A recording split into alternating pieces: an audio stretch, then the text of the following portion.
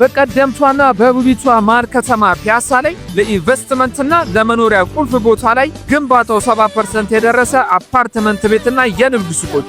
አፓርትመንት ቤቶቹ ከ4.5 ሚሊዮን ብር ጠቅላላ ክፍያ ጀምሮ በ15% ቅድመ ክፍያ ከ670 ሺህ ብር ጀምሮ ለሽያጭ አቅርበናል።